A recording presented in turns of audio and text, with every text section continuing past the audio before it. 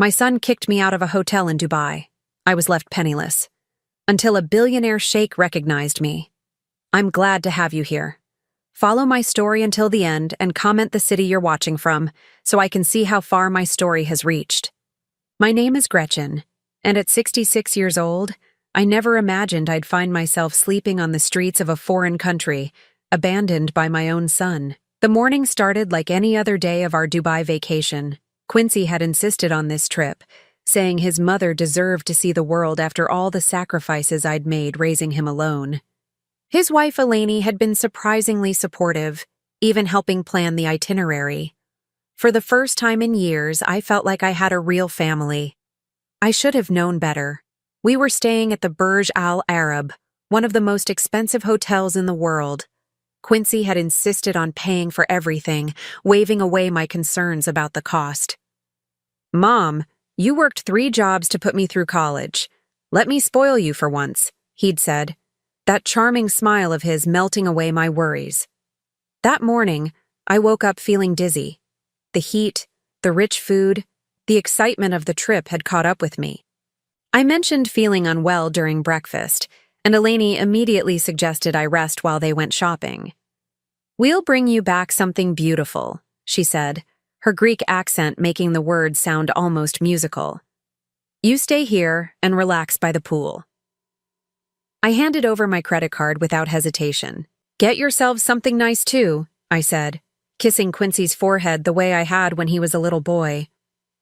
By afternoon, I was feeling better and decided to join them.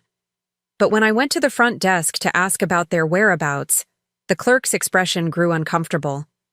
"Ma'am, I'm sorry, but your son and his wife checked out this morning. They said you'd already left." My heart stopped. "That's impossible. I've been here all day." The clerk showed me the checkout receipt. Quincy had charged nearly $8,000 to my credit card before leaving. Room service, spa treatments, shopping excursions, everything.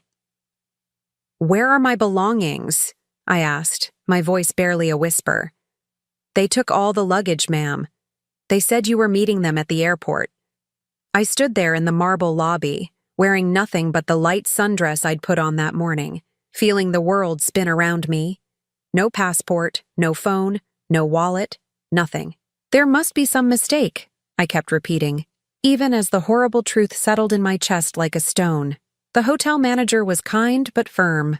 Without a credit card or identification, I couldn't stay another night. The card Quincy had used was maxed out, and when they tried to process an additional charge for my extended stay, it was declined. "Perhaps you could call your family," the manager suggested gently, but how could I call anyone when I didn't even have a phone? And the only family I had just abandoned me in a country 9,000 miles from home. As evening fell, I found myself walking the streets of downtown Dubai, my summer dress providing little protection against the desert wind.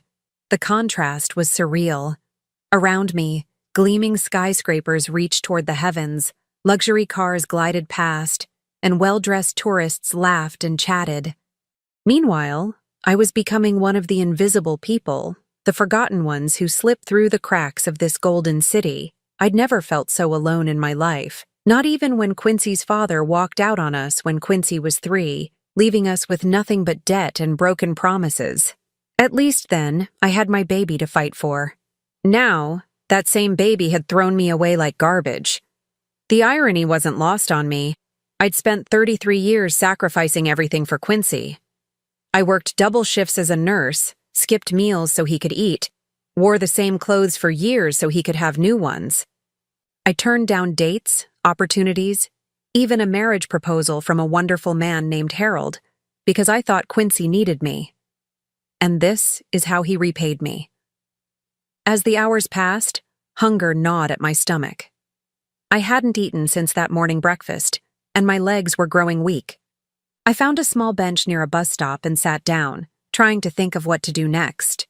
A few kind strangers offered help when they saw an elderly woman sitting alone, but the language barrier made communication difficult.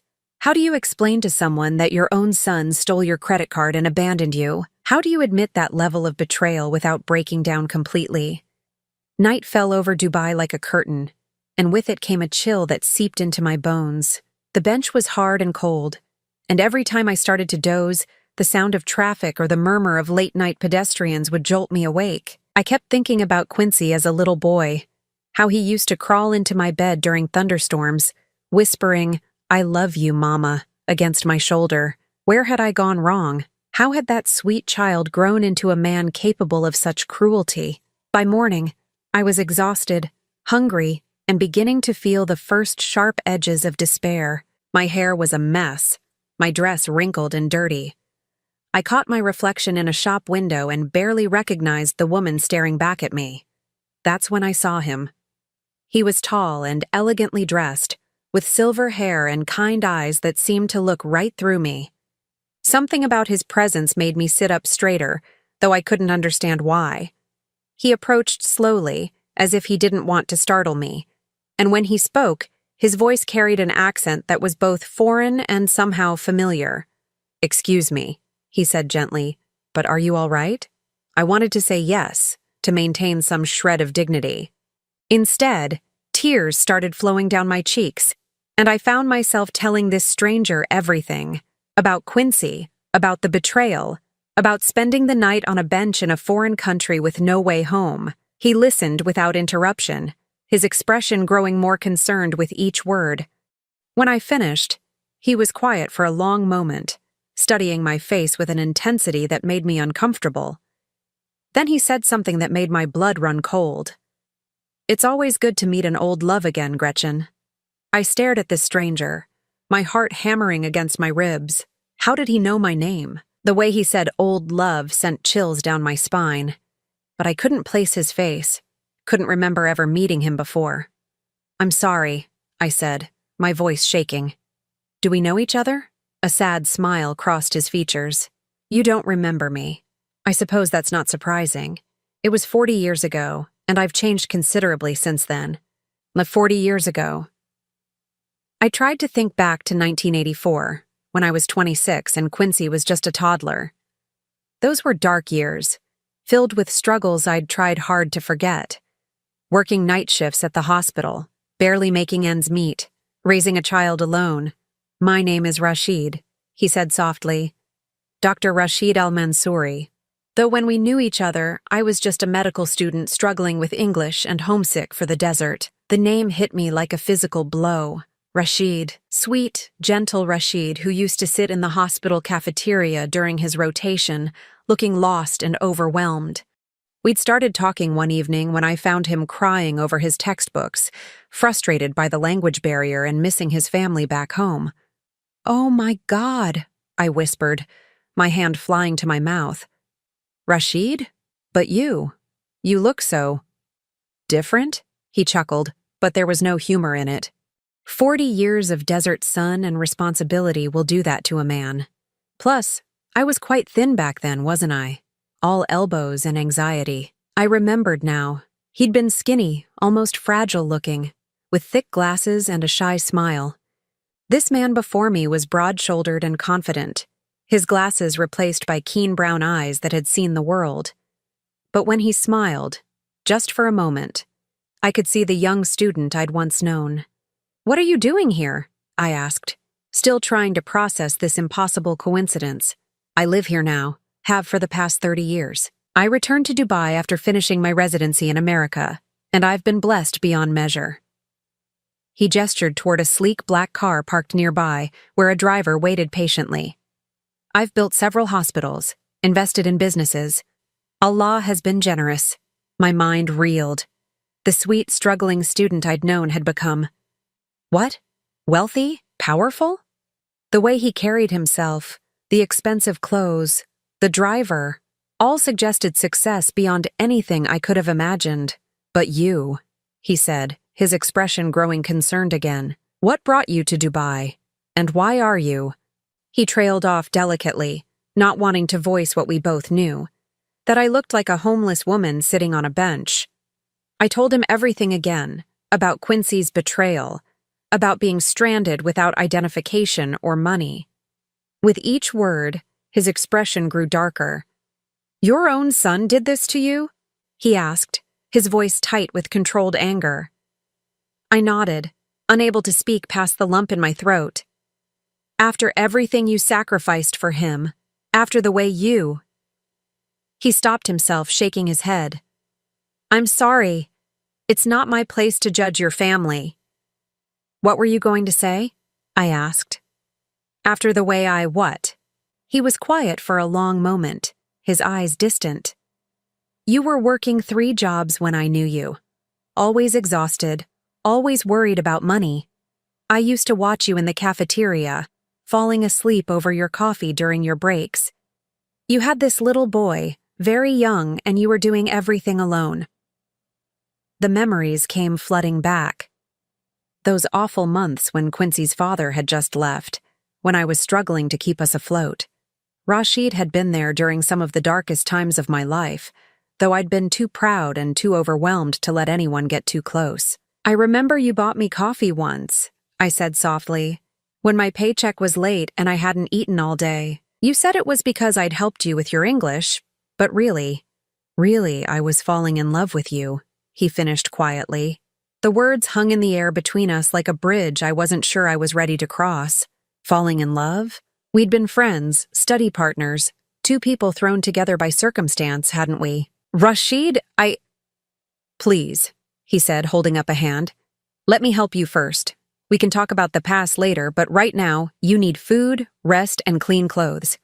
My driver will take us to my home where you can shower and eat properly. Then we'll figure out how to get you back to America.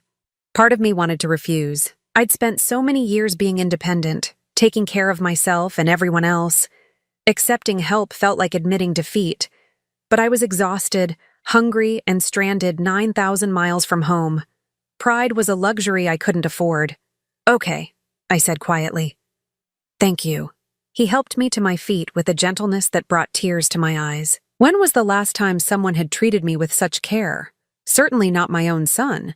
The ride to his home was surreal. The car was luxurious beyond anything I'd ever experienced, with leather seats that felt like clouds and air conditioning that gradually warmed my chilled bones.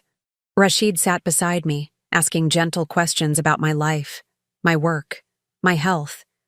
He was still the kind, attentive man I remembered, but there was a new confidence about him, a sense of power that hadn't been there before. You never married? He asked at one point. I shook my head. Came close a few times, but I shrugged. Quincy always came first. He needed stability, and I thought bringing another man into our lives would complicate things. Something flickered across Rashid's face, but he didn't comment. As we pulled through ornate gates and up a winding driveway, my breath caught in my throat. His home was a palace, all white marble and graceful arches, with fountains and gardens that looked like something from a fairy tale. This wasn't just wealth, this was royalty. Rashid, I said slowly, what exactly do you do now? He smiled, and for a moment, he looked exactly like the shy student I'd once known. I'm what you might call a sheikh, though the title means less than it used to. What matters is that I have the resources to help you, and more importantly, I want to. As we stepped out of the car, servants appeared to assist us. They treated me with the same respect they showed Rashid, despite my disheveled appearance. He spoke to them in rapid Arabic, and within moments, a woman was leading me toward what she indicated was my room. Rest, Rashid said gently. Eat. Tomorrow we'll begin making arrangements for your return home. And Gretchen? He paused, his eyes holding mine. I'm glad fate brought you back to me, even under these circumstances. As I followed the servant through marble hallways lined with priceless art, my mind spun with questions. What did he mean? Brought me back to him? And why did I have the feeling that my encounter with Rashid was about to change everything? I woke up in a bed softer than clouds, surrounded by silk curtains and the gentle sound of fountains outside my window. For a moment, I forgot where I was, forgot everything that had happened. Then reality crashed back, and with it, the memory of Rashid's words from the night before. A soft knock at the door interrupted my thoughts. Come in, I called, pulling the luxurious robe tighter around myself. A young woman entered carrying a tray of tea and pastries. She smiled warmly and set the tray on the small table by the window. Mr. Rashid asks if you would join him in the garden when you're ready, she said in accented English. There is no rush. After she left, I stood at the window looking out at the most beautiful garden I'd ever seen. Palm trees swayed in the morning breeze, and colorful flowers bloomed around sparkling pools. It was like stepping into a dream, except the ache in my chest reminded me this wasn't a fairy tale. I'd spent the night thinking about Rashid, trying to piece together memories from 40 years ago. We'd known each other for about 6 months during his rotation at the hospital where I worked. He'd been so young, so far from home, struggling with his studies and the English language. I'd helped him with his medical terminology, and he'd helped me with. What? At the time, I thought it was just friendship. But looking back now, I could see the signs I'd been too overwhelmed to notice then. The way he'd light up when he saw me in the cafeteria. How he'd always save me a seat. The little gifts he'd bring, a flower from the hospital garden, a candy bar when he noticed I'd skipped lunch again, the way he'd look at me when he thought I wasn't watching. I'd been so focused on survival, on taking care of Quincy and keeping our heads above water that I'd missed what was right in front of me. After bathing and dressing in the beautiful clothes that had mysteriously appeared in my size, I made my way to the garden. Rashid was sitting at a small table under a pergola covered in flowering vines. He stood when he saw me, and I was struck again by how different he looked from the young man I'd known. "You look rested," he said, pulling out a chair for me. "Did you sleep well?" "Better than I have in months," I admitted. "Rashid, this is all so incredible. Your home, your everything. I can hardly believe it's real." He poured tea from an ornate silver service. "It is real, though I sometimes have trouble believing it myself. When I left Chicago in 1985, I had nothing but my medical degree and a broken heart." My hand froze halfway to my teacup. A broken heart? He was quiet for a long moment, staring into his tea as if it held answers to questions I didn't even know to ask. "I was in love with you, Gretchen. Completely, utterly in love. I had been from almost the moment we met." The words hit me like a physical blow. "Rashid, I had no idea." "I know you didn't. You were dealing with so much, and I was just a foreign student with nothing to offer. How could I tell you I loved you when you were working yourself to exhaustion just to survive? What could I give you? I was living on student loans and eating ramen noodles for dinner." I set down my teacup with trembling hands. "Why didn't you say anything?" "I tried to once. Do you remember the night before my rotation ended? We were in the cafeteria, and you were telling me about your plans, how you wanted to eventually become a nurse practitioner. You looked so tired, so worn down by everything you were carrying alone." The memory came flooding back. It had been late, probably around midnight. We'd been studying together, or rather, I'd been helping him prepare for his final exam while I reviewed charts for my own patients. He'd seemed nervous that night, fidgety in a way that wasn't like him. "You started to say something," I said slowly. "But then my pager went off. There was an emergency in pediatrics. A little girl with asthma," he said softly. "You ran off to help, and by the time you came back, I'd lost my nerve. The next morning I was gone. You just disappeared. I went to find you to say goodbye, but they said you'd already left. I always wondered what happened to you." He reached across the table and gently took my hand. His skin was warm, and I could feel calluses that spoke of work despite his obvious wealth. "I couldn't say goodbye to you properly. I knew if I looked into your eyes one more time, I wouldn't have been able to leave. And I had to leave. My family expected me to return home, to fulfill my obligations here." "What obligations?" "My father owned several businesses, including a small hospital. I was his only son, and it was my duty to take over. I came back to Dubai and threw myself into work, trying to forget you, but I never could." I stared at him, trying to process what he was telling me. "You thought about me all these years?" "Every day." His thumb traced gentle circles on the back of my hand. "I built the first hospital in your honor, though no one knew it. I named the pediatric wing after you, Gretchen's Garden, though I told everyone it was named after my grandmother. Every time I walked through those halls, I thought about how you would have loved working there, how your kindness would have touched so many children's lives." Tears spilled down my cheeks. "Rashid, I married once," he continued, his voice growing heavy. A woman my family chose for me. She was beautiful, well-educated, from a good family. I thought I could learn to love her, that it would be enough, but I couldn't give her my whole heart, because you still had it. She knew. After 3 years, she left me for a man who could love her the way she deserved. I'm so sorry. He shook his head. Don't be. She found happiness, and I learned that some hearts can only love one person completely. After that, I focused on my work, on building something meaningful. I expanded the hospital, opened 2 more, invested in medical research. I told myself it was enough. And now? He lifted my hand to his lips and pressed a gentle kiss to my palm. Now I discover that the woman I never stopped loving has been struggling alone all these years, while her own son treats her like garbage. It breaks my heart, Gretchen. You deserved so much more. I pulled my hand free, suddenly overwhelmed. This is too much, Rashid. 40 years have passed. We're different people now. I'm 66 years old. My son hates me. I have nothing to offer you. You have everything to offer me, he said firmly. You're still the woman who worked 3 jobs to support her child. Still the woman who stayed late to help a struggling foreign student with his English. Still the woman who chose sacrifice over selfishness every single day. That's who you are, Gretchen. Not what your son did to you. Before I could respond, his phone buzzed. He glanced at it and frowned. It's my assistant. There's something urgent at the hospital. He looked up at me apologetically. I'm sorry. I need to take this call. We'll continue this conversation when I return? I nodded, needing time to process everything he'd told me. As he walked away, speaking rapidly in Arabic, I sat in the beautiful garden trying to make sense of my emotions.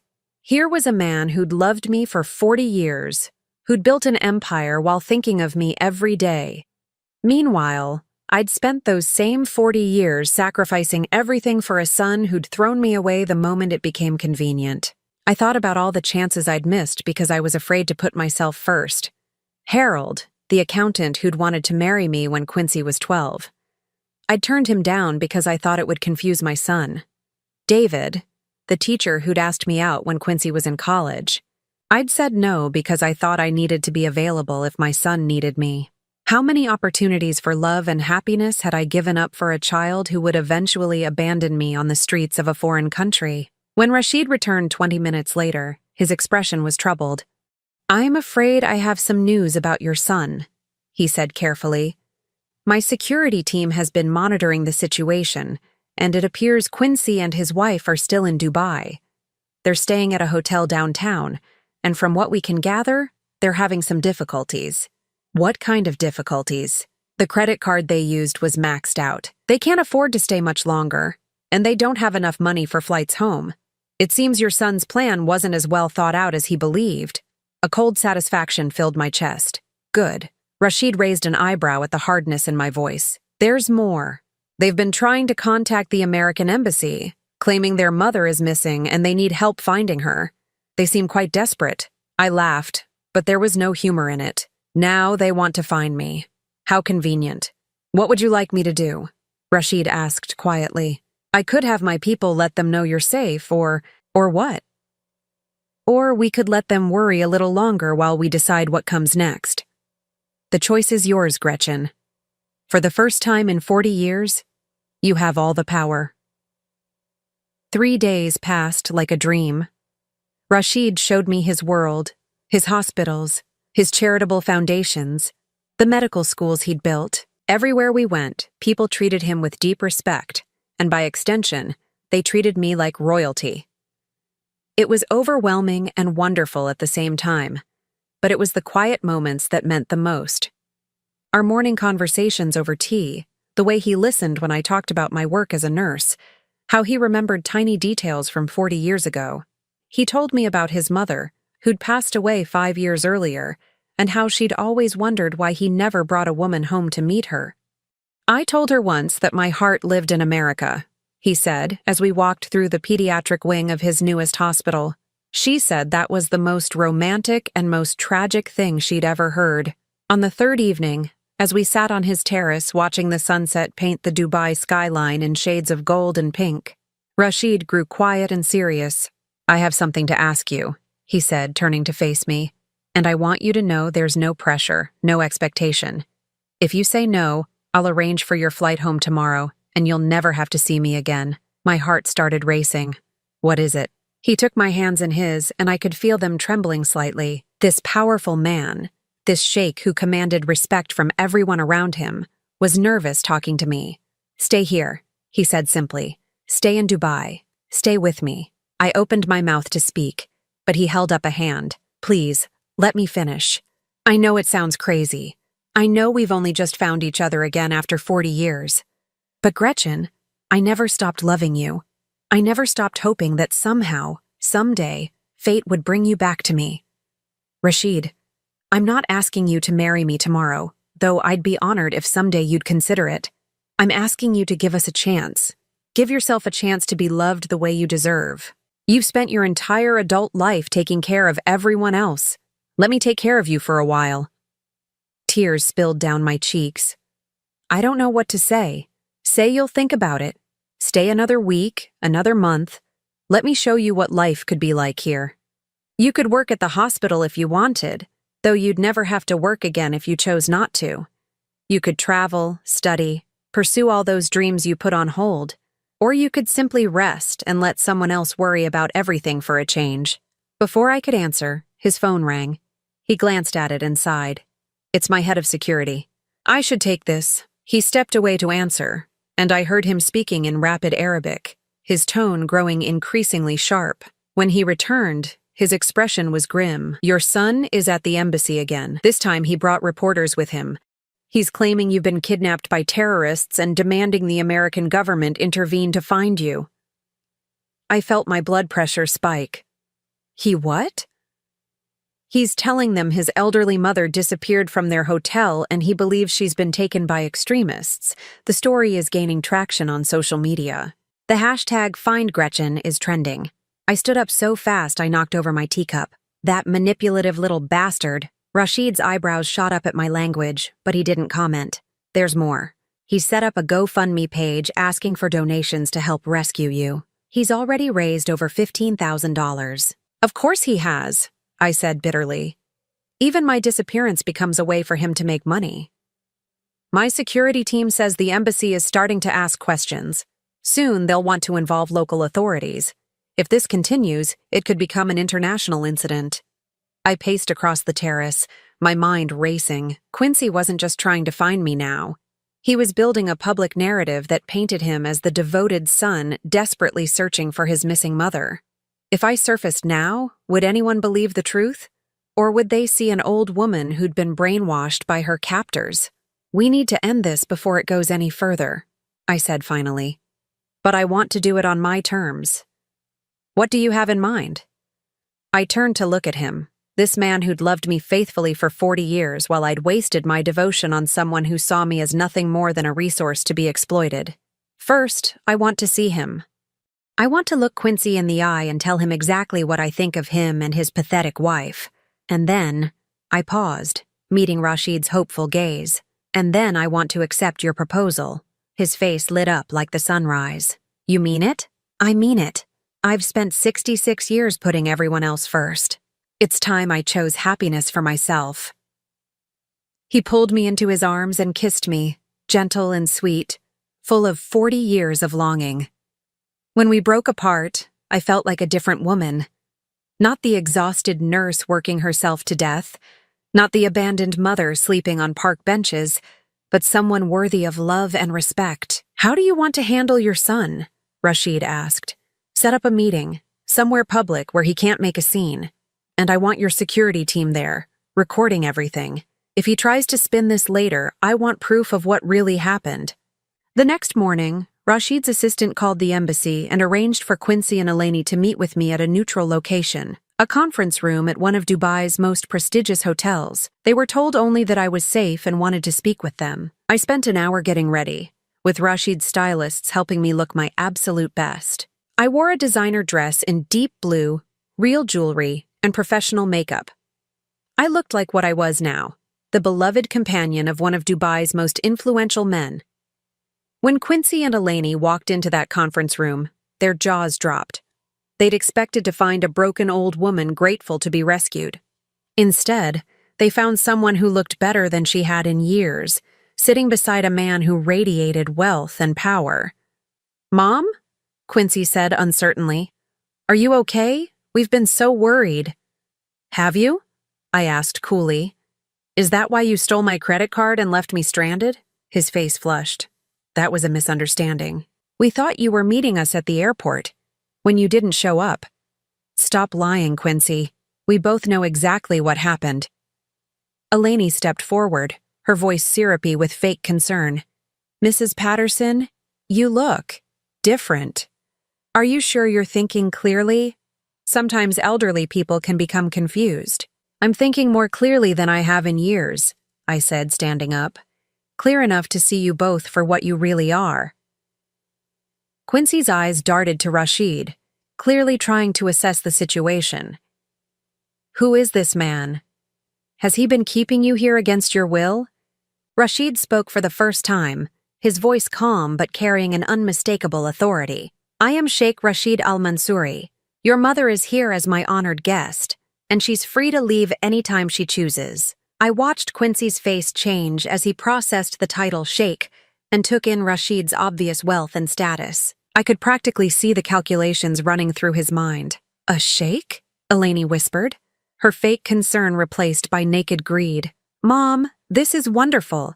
Think of all the opportunities. The only opportunity here," I said firmly, "is for you both to listen very carefully to what I'm about to tell you." I walked around the table until I was standing directly in front of my son, this man I'd sacrificed everything for, who'd repaid me with betrayal. "You stole from me, abandoned me, and then used my disappearance to scam money from strangers on the internet. You are not my son anymore, Quincy. You're nothing to me." His face went white. "Mom, you don't mean that. We can work this out. I know you're upset, but what? You'll pay me back? You'll promise to do better? How many times have I heard those words from you over the years?" I turned to Eleni, who was trying to edge closer to Rashid. "And you, stay away from my husband-to-be." The word husband hung in the air like a bomb. Quincy's mouth fell open, and Eleni made a strangled sound. "Husband?" Quincy repeated. "Mom, you can't be serious. You barely know this man. He could be taking advantage of you." I laughed, actually laughed. "Taking advantage of me? That's rich, coming from someone who literally stole my credit card and left me homeless." "This is different," he insisted. "You're not thinking straight. You're traumatized from what happened." "What happened," I said clearly, "is that I finally learned who my real family is. And it's not you." The silence in the conference room was deafening. Quincy stared at me as if I'd grown a second head, while Eleni's eyes darted between Rashid and me like a predator calculating her next move. "Mom, please," Quincy said, his voice taking on that wheedling tone I'd heard so many times before. "I know you're angry, and you have every right to be, but don't make any hasty decisions. This man, this sheikh, he could be manipulating you. You're vulnerable right now." "Vulnerable?" I repeated, my voice dangerously quiet. "The only people who made me vulnerable were you and your wife when you stole my money and left me on the streets." Rashid placed a gentle hand on my arm, and I drew strength from his presence. For 40 years, this man had carried love for me in his heart. Meanwhile, the son I'd devoted my life to had been planning to rob and abandon me. "Perhaps we should discuss practical matters," Rashid said smoothly. "Your hotel bill, for instance. I understand you're having some financial difficulties." Quincy's face flushed red. "That's temporary. We're sorting it out." "With the $15,000 you crowdfunded from your Missing Mother campaign?" I asked. The color drained from his face. "How did you—" "I know everything, Quincy. Every lie you told, every dollar you stole, every sympathy donation you collected while I was sleeping on a bench wondering if I'd ever see home again." Eleni finally found her voice. "Look, we all made mistakes here, but we're family, and family forgives each other. Right, Mom?" She smiled that saccharine smile that had always made my skin crawl. "I'm sure we can put this behind us and move forward, especially now that you've found such a generous friend." The way she said generous made my stomach turn. Even now, even after everything, they were already calculating how to profit from my relationship with Rashid. "You're right about one thing," I said. "Family does forgive each other, but you're not my family anymore." "Don't say that," Quincy pleaded. "I'm your son. I made a mistake, but I'm still your son." "No," I said firmly. "My son wouldn't have left his mother homeless in a foreign country. My son wouldn't have stolen from the woman who worked 3 jobs to put him through college. My son wouldn't have exploited my disappearance for money while I was suffering." I walked over to where Rashid sat and took his hand. His fingers intertwined with mine, strong and reassuring. This man loved me when I had nothing. He remembers the woman I was before I was worn down by years of your selfishness. He sees value in me that goes beyond what I can provide financially. "But I love you too," Quincy said desperately. "You're my mother. I've always loved you. No, you loved what I could do for you. The money I provided, the problems I solved, the sacrifices I made so your life would be easier. But me, the person I am, you never saw me at all." Rashid's assistant knocked and entered, carrying a folder. He whispered something in Arabic to Rashid, who nodded grimly. "What is it?" I asked. "The final details about their financial situation," Rashid said, opening the folder. "It's worse than we thought. The hotel bill is nearly $12,000. They have maximum debt on 3 credit cards, all in your name, Gretchen, the cards they've been using since arriving in Dubai." My blood ran cold. "They opened credit cards in my name?" "Using your personal information, your social security number, your address. The applications were submitted online 2 weeks before your trip." I stared at Quincy in horror. This hadn't been a spontaneous betrayal. They'd planned this for weeks, maybe months. The loving son routine, the insistence on this expensive vacation, the way they'd convinced me to hand over my credit card, it had all been calculated. "You planned this," I whispered. "This whole trip was a setup." Quincy's face crumpled. "Mom, let me explain."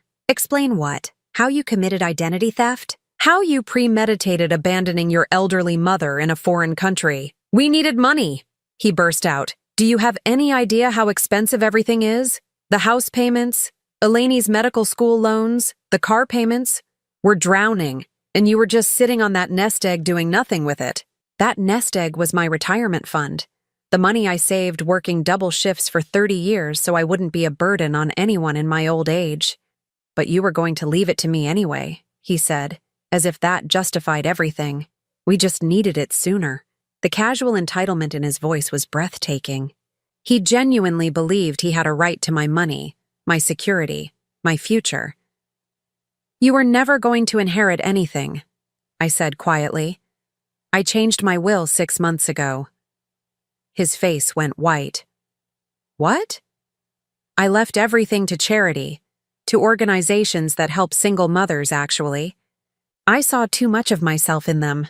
Women struggling alone while the fathers of their children disappeared." Elaine made a choking sound. "You can't be serious." "Completely serious. The only thing you were going to inherit was my love and my respect. But you threw that away for a few $1,000s in credit card fraud." Quincy slumped in his chair like a deflated balloon. For the first time since this confrontation began, he seemed to grasp the magnitude of what he'd lost. "We can fix this," he said desperately. "I'll pay back every penny. We'll get counseling, work on our relationship. Please, Mom, don't throw away 33 years over one mistake." "One mistake?" I repeated incredulously. "Quincy, you've been taking advantage of me for years. Every time you needed money for a new business venture that failed. Every time Elaine wanted something expensive and you came crying to me about your financial problems. Every time you made me feel guilty for not doing more, giving more, sacrificing more." I stood up, feeling suddenly exhausted by the weight of all those years of manipulation and guilt. "The only mistake I made was enabling you for so long. But that ends today." Rashid stood beside me, his presence a reminder that I wasn't alone anymore. "I think this meeting is over," he said firmly. "Ms. Patterson has made her position clear." "Wait," Elaine said, panic creeping into her voice. "What about our hotel bill? What about getting home? You can't just leave us stranded here." I looked at her, This woman who'd helped orchestrate my abandonment, who'd smiled while they stole from me, who was now demanding I rescue them from the consequences of their own actions. Why not? I asked. You left me stranded. You figured I'd find a way to survive, didn't you? Well, now it's your turn. But we don't speak Arabic, she whined. We don't know anyone here. We don't have any money. Then you'll learn what I learned 3 days ago. What it feels like to be helpless and alone in a foreign country, wondering if anyone cares whether you live or die. Quincy tried one last desperate appeal. Mom, I know you're hurt, but you raised me better than this. You taught me about forgiveness, about second chances. I did teach you those things, I agreed. I also taught you about consequences, about treating people with respect, about basic human decency. Apparently, you chose to ignore those lessons. I picked up my purse and moved toward the door. Rashid followed, but I paused at the threshold. The money you raised with your fake campaign about finding me? Donate it to charity. If you keep 1 penny of it, I'll have Rashid's lawyers pursue fraud charges against you in both countries. And the credit cards? Rashid added. We'll be contacting the banks this afternoon to report the identity theft. I suggest you find a way to pay those balances before the authorities get involved. As we left the room, I could hear Eleni crying and Quincy pleading with her to stay calm. Their voices faded as we walked down the elegant hotel corridor, and with each step, I felt lighter. How do you feel? Rashid asked as we reached his car. I considered the question seriously. How did I feel? Free, relieved, sad for the relationship that could have been but never was. And underneath it all, a deep sense of rightness, as if I'd finally stepped off a path that was never meant for me, and onto one that led toward happiness. I feel like I can breathe again, I said finally.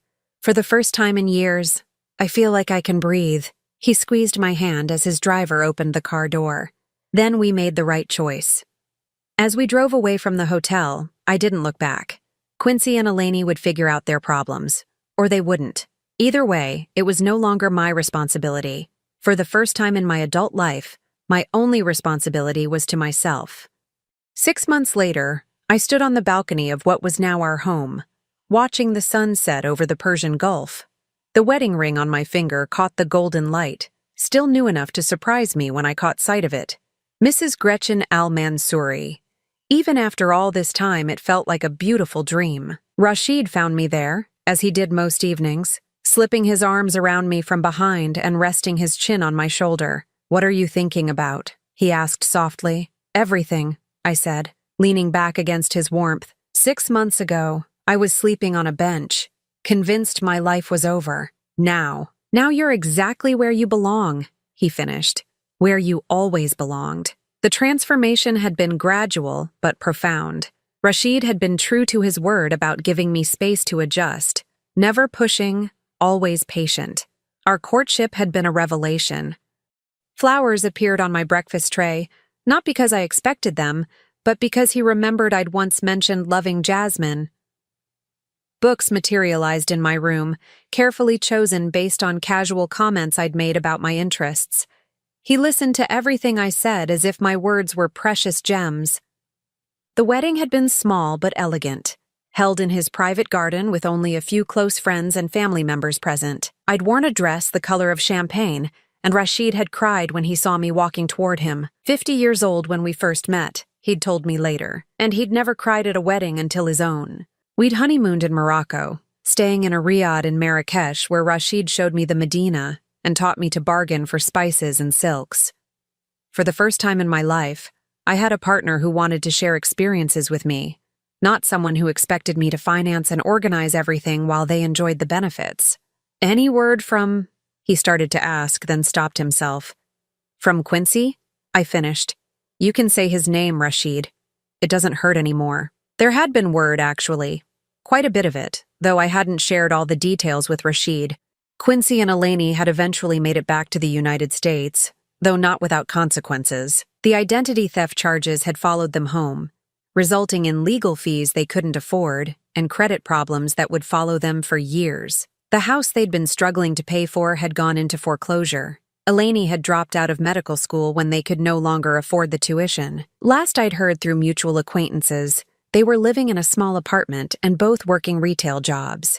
Quincy had written me several letters, each one more desperate than the last. The first had been full of righteous anger, accusing me of abandoning my family for money and status. The second had attempted manipulation, describing their hardships and begging me to remember my maternal duties. The third had been different, quieter, acknowledging some of what he'd done wrong while still making excuses. I'd read them all, felt the familiar tug of guilt and responsibility, and then filed them away unanswered. That part of my life was over. I heard from Gladys yesterday, I told Rashid, referring to my former neighbor back home. She said Quincy came by the house asking if I'd left any forwarding information. And? She told him what I asked her to tell him, that I was happy and safe, and that he should focus on his own life instead of mine. Rashid nodded approvingly. He'd never tried to influence my decisions about Quincy, but I knew he struggled with anger toward my son. The protective instincts I'd seen glimpses of during his student days had developed into something fierce over the years. I have something to tell you, I said, turning in his arms to face him. I've made a decision about the clinic. For months, Rashid had been encouraging me to consider working at the new women's health clinic he was building. Not because we needed the money, but because he'd seen how much I missed nursing, missed the sense of purpose that came from helping people. I want to do it, I said, but not as an employee, as a partner. His eyebrows rose. A partner? I want to use my retirement fund to invest in it. Make it a joint venture between us. I have ideas about how to structure the services, ways to reach women who might not otherwise seek care. Gretchen, you don't need to invest your own money. I have more than enough to fund the entire project. I know, but I want to contribute something that's mine. For 40 years, I defined myself by what I could do for other people. Now I want to build something because I choose to, because it matters to me, not because someone else needs me to. He studied my face carefully. Are you sure? Once that money is invested, it's not your safety net anymore. I smiled, thinking of how different this conversation was from any I'd ever had with Quincy. Rashid wanted to make sure I was making the right choice for me, not trying to convince me to give him access to my resources. You're my safety net now, I said simply. You and this life we're building together. The money is just money. I'd rather use it to do something meaningful than let it sit in an account gathering dust. He kissed me then, soft and sweet, tasting of the mint tea we'd shared after dinner. When we broke apart, his eyes were bright with unshed tears. I love you, he said, not just for who you were 40 years ago, but for who you've become.